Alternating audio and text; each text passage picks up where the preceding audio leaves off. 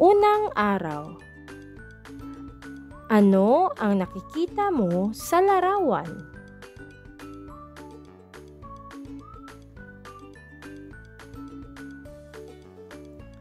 Naranasan mo na bang magtanim ng halaman?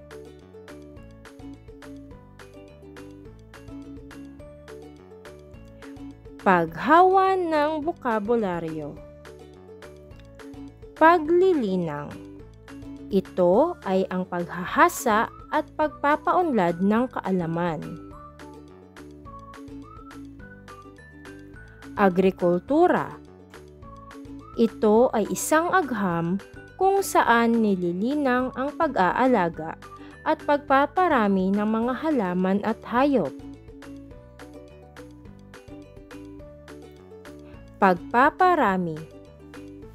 Ito ay ang prosesong biolohikal kung saan nalalalang o nililikha ang bagong individual ng organismo. Agronomiya. Ito ay ang pag-aaral ng lupa kaugnay ng kung paano nito naapektuhan ang paglaki ng mga halaman. Teknolohiya. Ito ay isang imbensyon sa paglalapat ng kasangkapan at kagamitan, makina at proseso upang mapadali ang pang-araw-araw na gawain ng tao.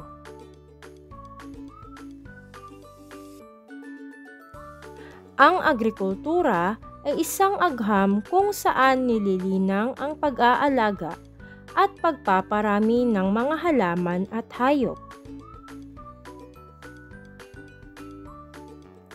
Ito ay ginagawa upang makalikha ng pagkain, damit at iba pang produkto na makatutulong para masustentuhan ang pamumuhay.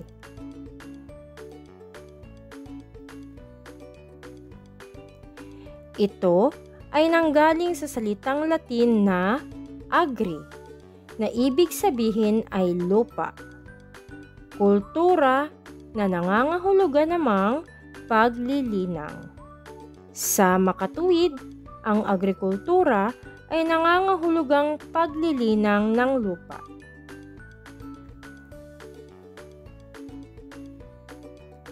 Ang mga magsasaka ang isa sa may malaking ginagampanan sa gawaing ito.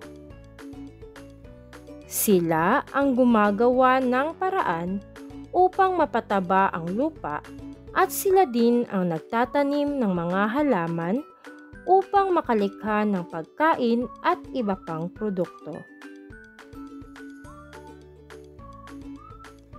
Ang agrikultura ay maiuugnay din sa pag-aalaga ng mga hayop.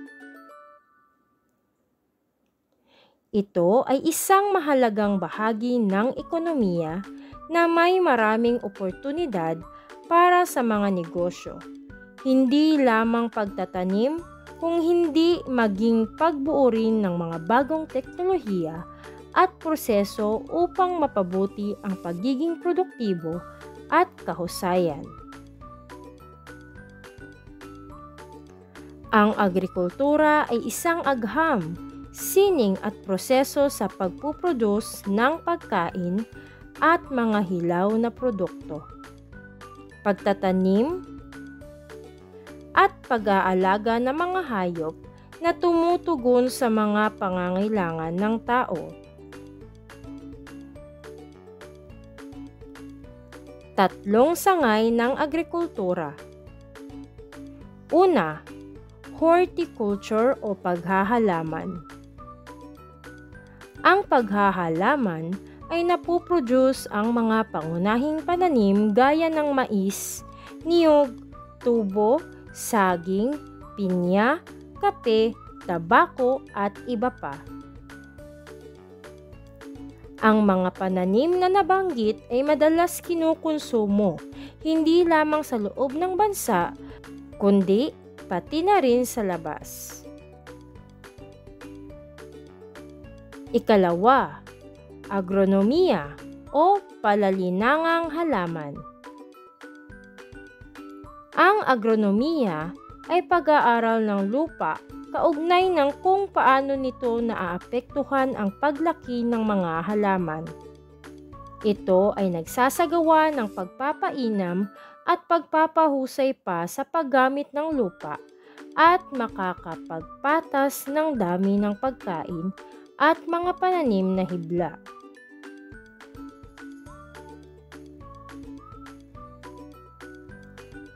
Ikatlo, forestry o paggugubat. Ito ay isang hakbang o gawain upang linangin ang yamang kagubatan. Mahalaga ito sa mga negosyong may kinalaman sa kahoy. Ilan sa mga produkto na nagmumula sa paggugubat ay ang mga sumusunod: plywood at veneer.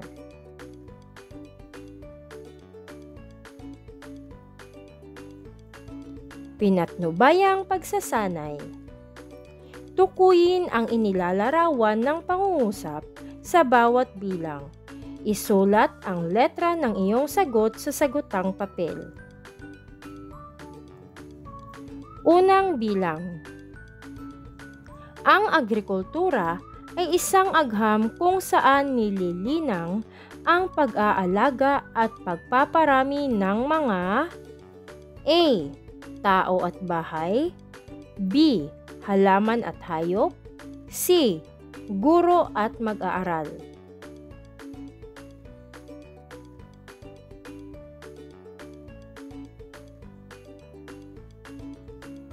Ikalawa, ang paghahalaman ay nakapokus sa A. Pangunahing pananim, B. Pag-aalaga ng hayop, C. Pagbebenta ng mga produkto.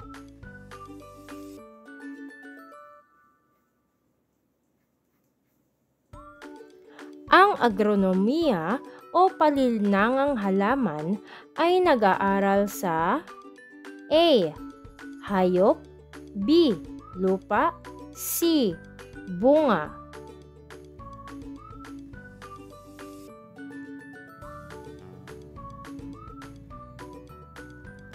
Ang paggugubat ay isang gawain na naglilinang ng A. Yamang lupa, B. Yamang tao, C. Yamang gubat.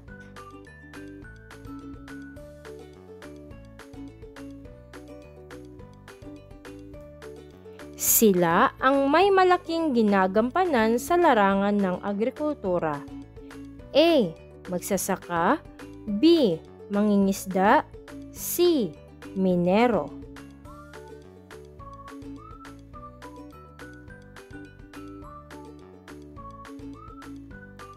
Alamin natin ang tamang sagot. Unang bilang.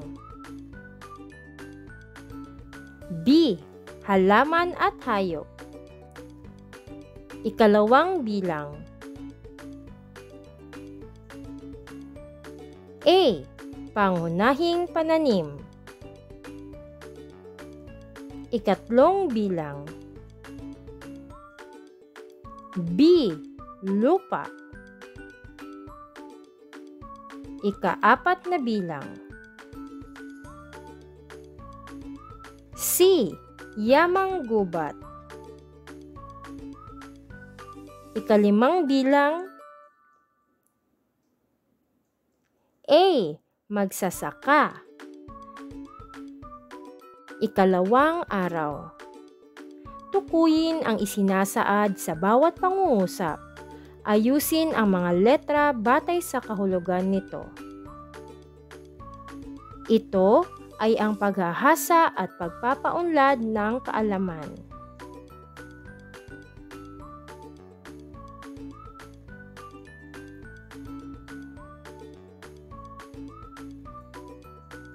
Tama! Paglilinang. Ito ay isang agham kung saan nililinang ang pag-aalaga at pagpaparami ng mga halaman at hayop.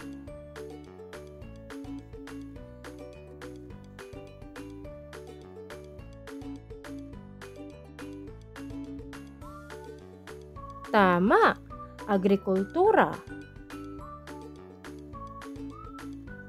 Ito ay ang prosesong biolohikal kung saan nalalalang o nililikha ang bagong individual ng organismo.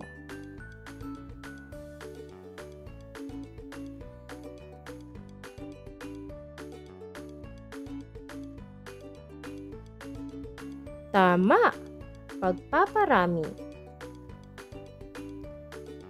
Ito ay ang pag-aalaga ng lupa kaugnay ng kung paano nito naapektuhan ang paglaki ng mga halaman.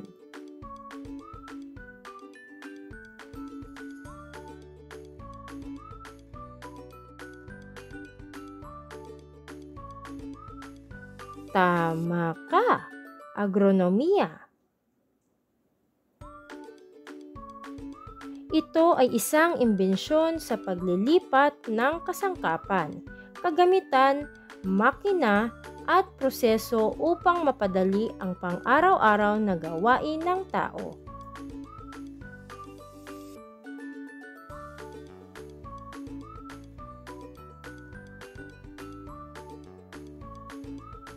Tama ka, teknolohiya. Pansinin ang mga larawan at ilarawan ang mga ito base sa mga pananim.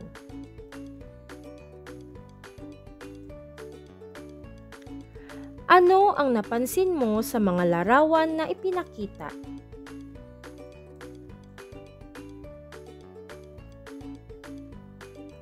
Ang paksa natin sa araw na ito ay pamamaraan ng pagtatanim.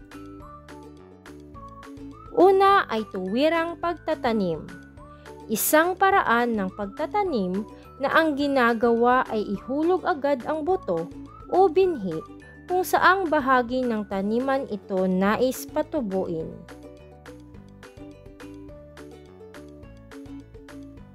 Ito ang pinakapayak na paraan ng pagtatanim. Halimbawa, labanos, patola at kalabasa. Ikalawa, paglilipat o dituwirang pagtatanim. Ito ay mga halamang tinanim muna sa seed box at pag tumubo na, tsaka ilalagay sa lupa. Ito ay maaaring gawin kung nais makatipid sa panahon at maging tuloy-tuloy ang paghahalaman. Ang paglilipat ng punla ay karaniwang ginagawa tuwing hapon upang hindi gaanong malanta ang mga bagong tanim. Inililipat lamang ang mga tanim kung maayos ang panahon. May mga pamamaraan ng pagtatanim na batay sa pag-aaral ay napatunayang epektibo sa pagpapalago ng pananim. Makabubuting magsaliksik at mangalap ng dagdag impormasyon upang makasiguro sa kung aling paraan ang pinakaangkop sa iyong proyekto. Una, crop rotation. Ito ay isang proseso ng pagsasalit-salit ng mga pananim ayon sa kalagayan ng panahon. Binibigyang halaga rito ang uri ng halaman na nababagay sa panahon. Sa ganitong paraan, pinagpaplanuhan ang bawat uri ng halaman na itatanim sa bawat panahon. Ang crop rotation at bio-intensive gardening ay mga makabago at napapanahong gawain kung saan ang lupang pansakahan ay nakapagbibigay ng mas malaking kita sa mga magsasaka. Ikalawa, companion planting. Isang paraan ng pag-iwas sa peste na nakasisira ng pananim ang companion planting. Bukod dito, siguradong mapangangalagaan ang mga mahalagang mikroorganismo sa lupa. Ang companion planting ay ang pagtatanim at pagpaparami ng iba't ibang uri ng mga pananim para magsilbing pamuksa ng mga peste sa halamanan. para sa pollination at para sa pagkakaroon ng tirahan ng mga microorganismo na nabubuhay sa ilalim ng lupa. Isang halimbawa ay ang mga bulate na nagsisilbing sikretong tagabungkal ng lupa sa halamanan.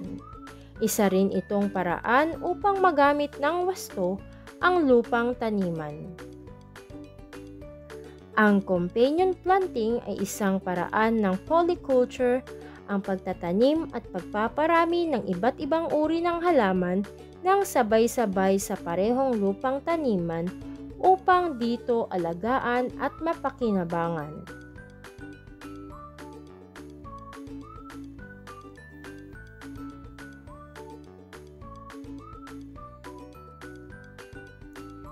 Ikatlo, intercropping o multiple cropping.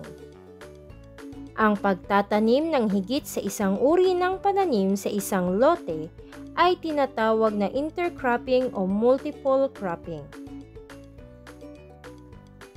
Karaniwang sa pagitan ng mga hanay inilalagay ang mga tanim.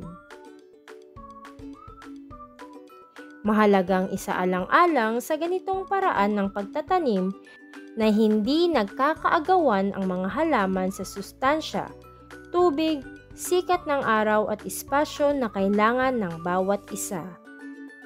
Nakatutulong din ang paraang ito upang malimitahan sa pagsulpot ang mga peste sa halaman. Ika-4, contour farming. Ito ay paraan ng pagtatanim ng halaman sa mga dalisdis ng lupa upang makatipid o magamit ng wasto ang tubig ulan at upang maiwasan ang pagguho ng lupa. Tukuyin ang mga pamamaraan ng pagtatanim na nakapaloob sa bawat larawan.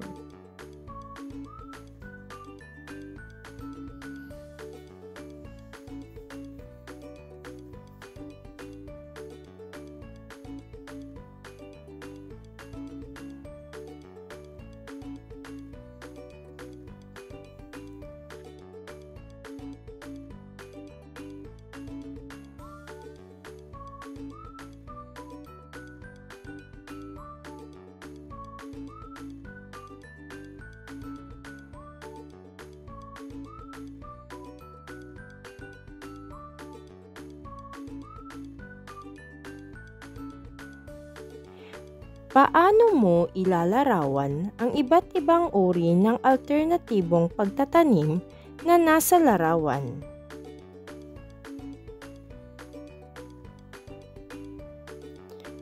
Iba't ibang pamamaraan sa organikong pamamaraan ng pagtatanim. Urban gardening.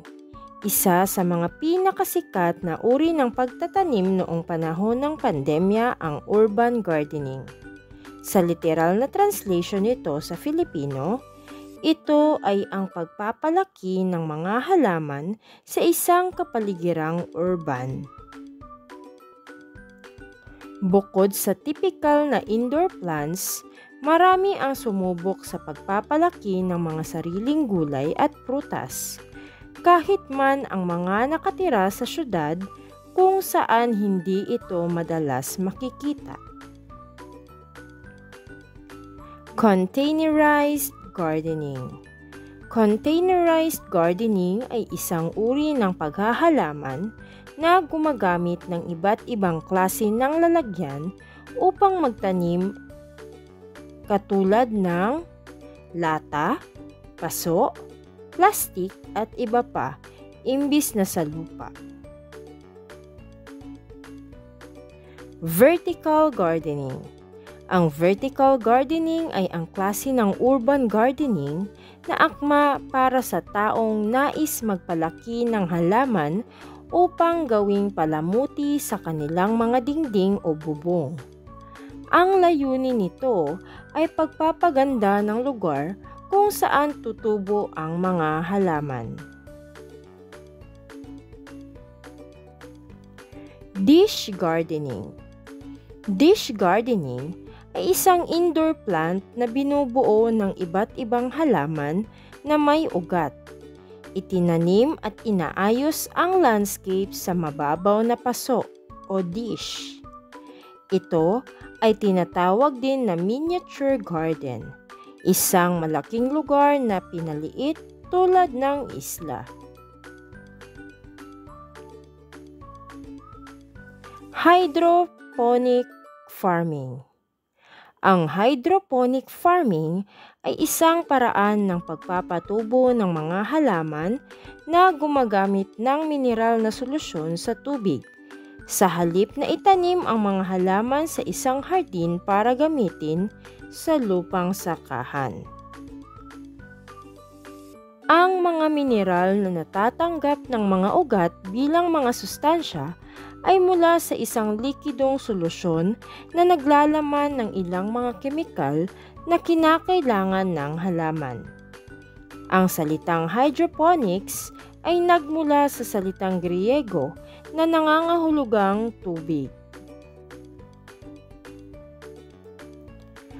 Aquaponics.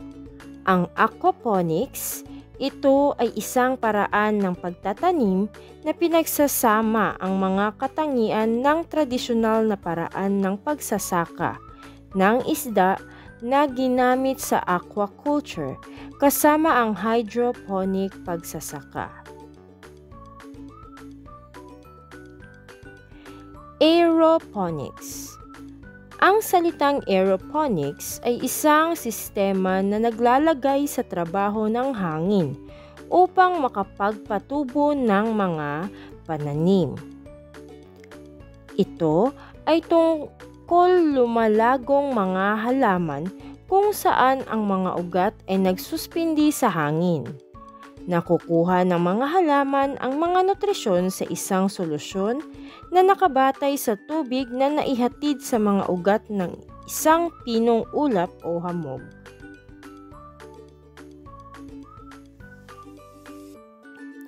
Ayon sa iba't ibang uri ng alternatibong pagtatanim, ano sa tingin mo ang naaangkop na isagawa sa inyong tahanan? Ipaliwanag ito.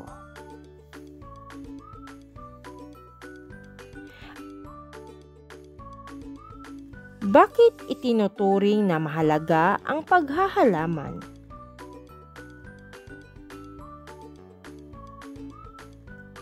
Magbigay ng isang halimbawa ng kabutihang dulot ng paghahalaman sa tao, hayop at kapaligiran, at ipaliwanag. Mga kahalagahan ng paghahalaman. Una, ang paghahalaman ay mainam para sa mga taong nananatili lamang sa bahay o kaya ay may taglay na pagkahilig sa halaman. Maganda itong libangan kung saan maaari ring mangolekta ng iba't ibang uri ng halaman at magpadami. Ikalawa, bago pa man magkaroon ng iba't ibang makabagong panlunas sa mga sakit, ang mga halaman ang naging katuwang ng tao upang malunasan ang mga karamdaman na siyang ipinasa o ipinamana sa napakaraming henerasyon. Ikatlo, ang pag-aalaga ng halaman ay maaari ring pagkakitaan. Dahil sa angking ganda at likas na benepisyo, marami ang nagnanais na bumili para sa palamuti o iba pang kadahilanan.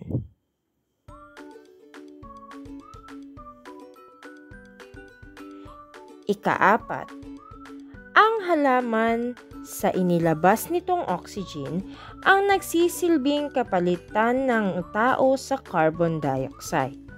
Nagpo-produce ang mga halaman ng sariwang hangin. Nagbibigay din ang halaman ng sariwang pagkain sa tao.